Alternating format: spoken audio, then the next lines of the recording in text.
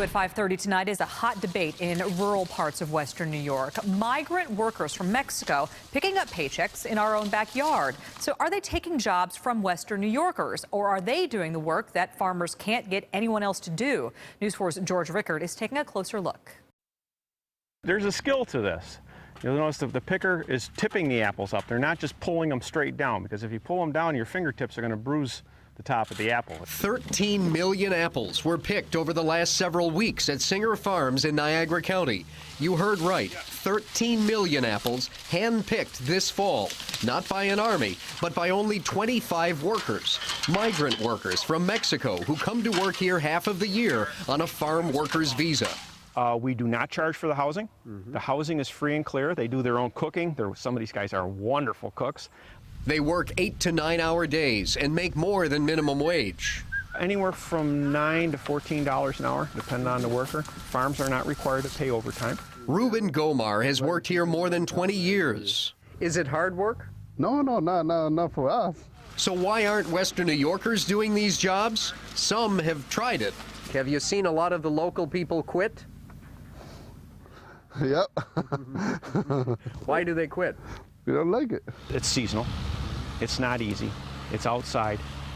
There's not a lot of people willing to do that kind of work. Farm owner Jim Bittner says in the past 20 years, he's been audited 3 times by immigration officials. In the last one, in 2009, most of his workers checked out okay, but 7 did not have the proper work authorization. It's when they venture off the farm that they're asked the most to show their work visas. Sadly, we joke about it and call it driving while brown. And it's not that they're illegal. It's if they're Hispanic and they're in the grocery store on Friday night and immigration's there, they're going to be put up against the car and so asked to show identification. 2-3 years ago, man, it's bad. This year it's getting better, but 2 years ago, and the Border Patrol all over the place. How do you change that? Well, I don't know. If you ask the immigration people, they say we're just doing our jobs, and they are. It is a constant job to keep the border safe. Immigration officials tell News 4 that over the past year, they have arrested 796 illegal immigrants. That's more than 2 per day just in Western New York. I mean, I can't blame them. We have a broken system. Bittner is pinning his hopes on an immigration bill that was passed this year by the Senate. It would make it easier for him to bring in migrant workers, because right now only relatives of those who work here can be considered.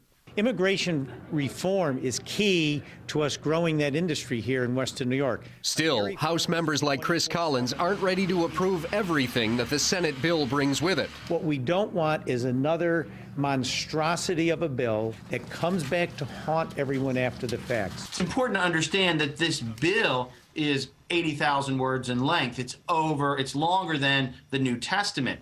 The Center for Immigration Studies points out that allowing new workers to come in means bringing their families too.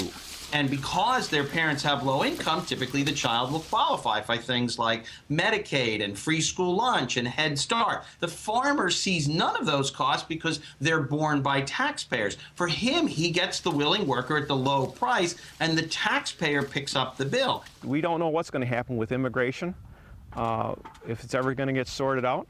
So we're looking at other things. We want to continue this, or do we want to grow corn and soybeans and have a combine and not have any hired help? George Rickard, News 4 at 5.